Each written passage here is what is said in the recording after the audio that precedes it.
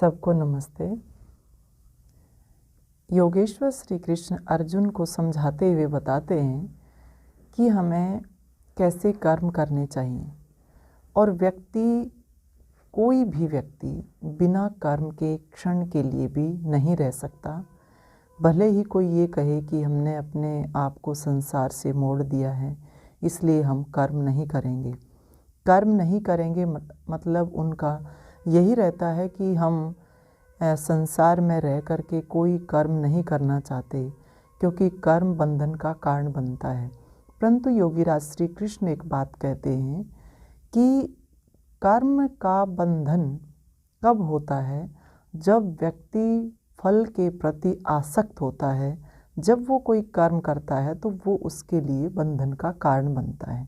परंतु यहाँ योगीराज श्री कृष्ण अर्जुन को अनासक्त भाव से कर्म करने की प्रेरणा दे रहे हैं, क्योंकि अगर हम आसक्ति में कर्म करेंगे तो वो बंधन का कारण बनेगा और व्यक्ति एक पल के लिए भी कर्म के बिना नहीं रह सकता।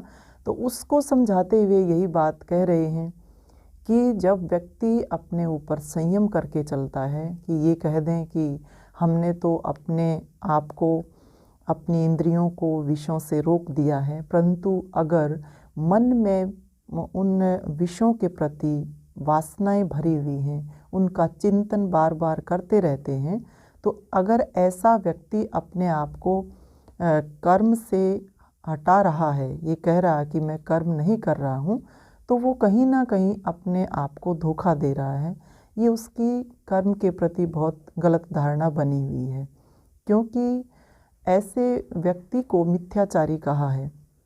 परंतु जो व्यक्ति अपनी इंद्रियों को संयत रखता है, मन को संयत रखता है और मन को संयत करके जब वो अपनी कर्म इंद्रियों से कर्म करता है, तो वही कर्म योगी की कोटि में आता है।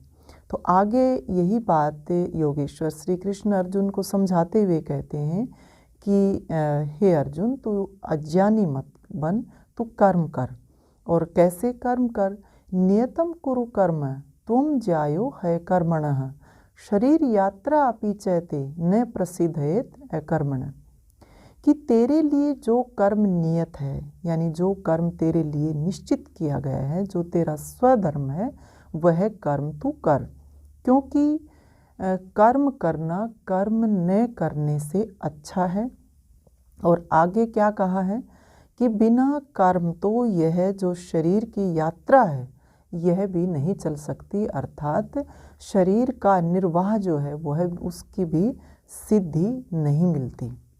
अब इसमें जो बातें कही गई हैं उनके ऊपर हमें ध्यान देने की आवश्यकता है कि योगेश्वर श्री कृष्ण अर्जुन को समझाते हुए क्या कहते हैं। सबसे पहले कि हे अर्जुन, तेरे लिए जो कर्म निश्चित है, यानी जो तेरा स्वधर्म है, हर व्यक्ति का अपना एक स्वधर्म होता है, कोई ना कोई उसका अपना एक स्वभाव होता है कि उसको क्या करना, कोई ना कोई उसका वर्ण होता है और उसी में बंध करके उसको कर्म करना होता है। यही बात योगेश्वर श्री कृष्ण अर्जुन को कह रहे हैं कि तेरा जो स्वधर्म है, जो उसी को नियत करके तू कर्म कर। और फिर आगे क्या कहा है कि कर्म करना बिना कर्म किए अच्छा है, कि कर्म करना अच्छा है बिना कर्म के, कि हम बिना कर्म के ऐसे ही अकर्मी बने रहें, उससे अच्छा है कर्म करना।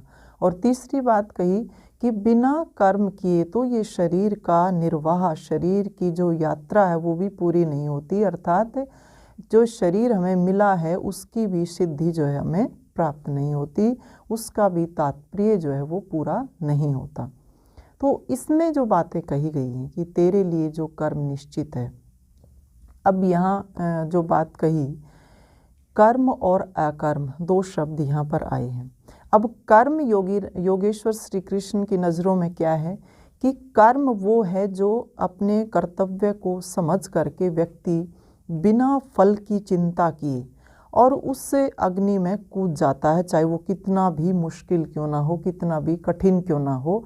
फिर उसको ये चिंता नहीं रहती कि जो है अब इससे मुझे क्या मिलेगा, फल की कोई भी इच्छा उसकी बनी नहीं रहती। अकर्म किसको कहा गया है? जो अपनी जो इच्छाएं हैं कि हमने इस फल की प्राप्ति के लिए, इस स्वार्थ के लिए आसक्ति में भर के कर्म किया जाता है, उसको अकर्म कहा जाता है। क्योंकि कर्म तो वास्तव में वही होता है जो हमें बंधन से छुड़ाए, बंधन से मुक्त करे। अकर्म वही होता है जो हमें उस बंधन में बांधता है। तो बिना कर्म के तो जो है ये कहा कि शरीर की यात्रा भी पूरी नहीं होती।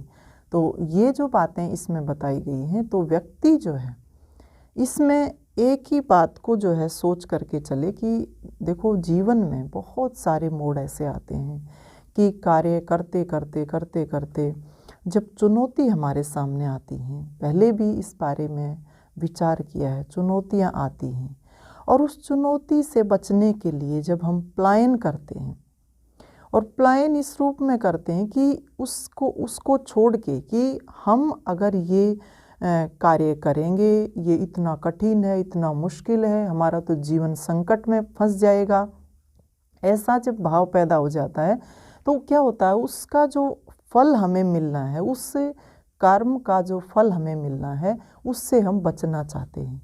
और दूसरी तरफ पलायन करके जिसके ऊपर हमारा अधिकार ही नहीं है, कि हमें ये पता है कि हमारे लिए ये निश्चित किया है कि भी तेरे को ये कर्म करना है, हमारे सामने जो है एक ऐसी परिस्थिति आ गई है कि ये कर्म तो करना ही है, इससे पीछे तुम्हारे को नहीं हटना।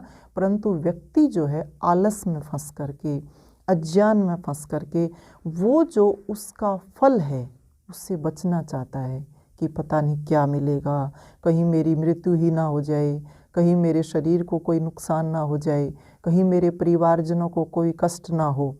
तो जब इस प्रकार की अंदर की कमजोरी व्यक्ति के अंदर आती है और फिर उससे हट करके, दूर हो करके जो ये इच्छा बनी रहती है कि नहीं मैं इससे बच जाऊंगा, तो जो मुझे इसके बदले में जो प्राप्त होगा उसकी इच्छा बनी रहती है बार बार।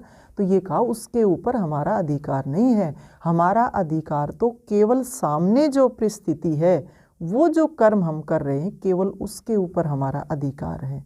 और आप ये देखिए कि ये बात जो यहाँ पर कही है कि शरीर के निर्वाह की सिद्धि भी नहीं होती, शरीर की यात्रा भी पूरी नहीं होती बिना कर्म के। तो शरीर की यात्रा भी पूरी नहीं होती, इसको हमें समझना चाहिए कि केवल योगीराज श्री कृष्ण इस बात को ये नहीं कह रहे कि हम कर्म किए बिना तो शरीर की यात्रा भी पूरी नहीं होती। तो कहने का तात्पर्य क्या है कि केवल और केवल हम शरीर के निर्वाह के लिए कर्म करें। अब शरीर के निर्वाह के लिए, जीवन के निर्वाह के लिए तो सब कर्म करते हैं, पीछे हटते हैं, भागते हैं, अपनी ड्यूटी से जो है जी चुराते हैं, अपने कर्तव्य से हटते हैं जो है। अब आप ये देखिए, जो व्यक्ति अपने कर्तव्य से हटता है वो व्यक्ति तो वैसे ही जो है मरा हुआ हो जाता है, उसने तो भले ही वो शरीर में है परंतु वो मरे के समान हो जाता है। तो यहाँ शरीर यात्रा का मतलब ये है कि हमने जो ये शरीर धारण किया है और उसमें हम हैं, तो आत्मा का हनन जो है हमें नहीं करना, हमें जो है आत्मा को प्रधान मान करके कर्म करना है। अगर ये बात होती कि केवल अपने जीवन के निर्वाह के लिए हमें जीवन जीना है, केवल शरीर की यात्रा को पूरा करने के लिए हमें अपने जीवन जो है अपने कर्म करना है और इसको आगे बढ़ाना है, अगर ये बात होती तो योगीराज श्री कृष्ण जो है अर्जुन को जो है युद्ध जैसे भयंकर कार्य में जो है आगे नहीं बढ़ाते, क्योंकि ये पता था कि अगर जो है अर्जुन युद्ध करेगा तो हो सकता है कि इसके प्राण भी इसमें चले जाएं। तो वो चीज़ उसके सामने नहीं थी कि केवल जीना है, जीने के लिए काम करना पड़ता है। तो जब आप देखिए, हम आम समाज में जब बात करते हैं तो क्या होता है, व्यक्ति जब कई बार अपने ऐसी विकट परिस्थितियों से अपने आप को पीछे हटा लेता है तो एक ही बात आती कि क्या करें जी, जीना भी पड़ता है, जो शरीर का निर्वाह भी करना पड़ता है, परिवार का भी भरण पोषण करना पड़ता है। तो ये जब बातें निकल कर के आती हैं तो ये कहा कि जो व्यक्ति कर्मयोगी होता है, कर्म को मुख्य मान करके, निष्काम कर्म को मुख्य मान करके, अपने उस कर्तव्य को सामने रख करके जो कर्म करता है, फिर उसको इस बात की चिंता नहीं है कि तेरा शरीर जो है समाप्त हो जाएगा, संसार से जो है तेरे को एक दिन जाना होगा, सब कुछ छोड़ करके जाना होगा। वो ये बात जो है कभी भी नहीं सोचता। उसके मन में एक ही बात रहती है कि परमात्मा ने शरीर को दिया है, शरीर मैंने धारण किया है, तो इस शरीर को धारण करने के बाद मेरा जो धर्म बनता है, उस धर्म को, उस ज्ञान को सामने रख करके जो भी कर्म किया जाता है, वास्तव में वही है जो एक तरह से कह सकते हैं कि उससे हमें जो इस शरीर को हमने सिद्ध कर लिया है। तो आत्मा को प्रधान मान करके कि हम अपने सिद्धांतों से समझौता ना करें। हमारे को जो ज्ञान हुआ है, हमारी जो ये कर्तव्य बुद्धि हमारे को मिली है, उसके अनुसार जब हम चलेंगे तो उस मार्ग पर चलते हुए अगर इस शरीर को भी खोना पड़े, इस शरीर को भी त्यागना पड़े, तो हम हंसते हंसते इस शरीर को त्याग देंगे। आप जो है ऐसे महापुरुषों के बहुत सारे उदाहरण देख सकते हैं, मिलते हैं। जितने भी हमारे देश के क्रांतिकारी देशभक्त लोग हुए, उनके सामने ये लक्ष्य बिल्कुल भी नहीं था कि हमें तो केवल और केवल अपने शरीर की रक्षा करनी है, जीवन का निर्वाह करना है, बस इसके लिए, जीने के लिए सारे साधन जुटाने हैं, जीने के लिए खाना है, जीने के लिए कार्य करना है। तो ये लक्ष्य उनके सामने नहीं होता कि केवल और केवल जो है शरीर की रक्षा ही उसका उद्देश्य है।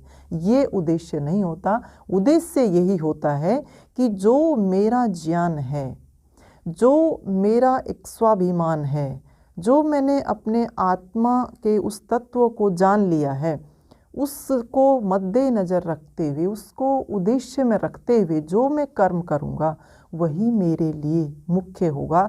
और उसके लिए अगर शरीर को भी त्यागना पड़े तो मैं हंसते हंसते शरीर को भी त्याग दूँगा। कितने लोग जो है फांसी के फंदे को हंसते हंसते चूम गए थे, क्योंकि उनके सामने एक बड़ा लक्ष्य था, स्वतंत्रता का लक्ष्य। तो उन्होंने अपने उस व्यक्तिगत स्वार्थ से ऊपर उठ करके ऐसे महान कार्य किए। तो योगीराज श्री कृष्ण अर्जुन को भी यही समझा रहे हैं कि बिना कर्म के तो जो है इस शरीर की सिद्धि तेरे को प्राप्त नहीं होगी। यानी ये शरीर मिला भी मनुष्य का, लेकिन अगर हम अपने कर्तव्य को समझ करके नहीं चलेंगे तो इस शरीर का मिलना जो है वो अर्थहीन हो जाएगा, उसका कोई भी अर्थ नहीं बचेगा, कोई मतलब नहीं बचेगा। तो इस शरीर मिला है, इसको भी तो हमें सिद्ध करना है। ये शरीर मिला है तो इसको भी एक तरह से सिद्धि को प्राप्त कराना है। तो ये योगीराज श्री कृष्ण ने अर्जुन को समझाया कि तेरा जो स्वधर्म है उसको जो है समझ, क्षत्रिय तू है, तेरा धर्म जो है युद्ध करना है, धर्म युद्ध करना है, और इससे तेरे को पीछे नहीं हटना है। इसमें आगे बढ़ करके संयत होकर के, संयमित होकर के तेरे को चलना है। कर्म योगी बनना है तो कर्म कर, अनासक्त भाव से कर्म कर, तभी तेरा ये मानव शरीर जो है वो सिद्धि को प्राप्त होगा। तभी इसका जो एक अर्थ है, एक तात्पर्य है, वो तेरा पूरा होगा। तो ये ऐसे योगीराज श्री कृष्ण ने कर्म करने की प्रेरणा अर्जुन को दी। इन्हीं शुभकामनाओं के साथ आप सबका धन्यवाद। सबको नमस्ते।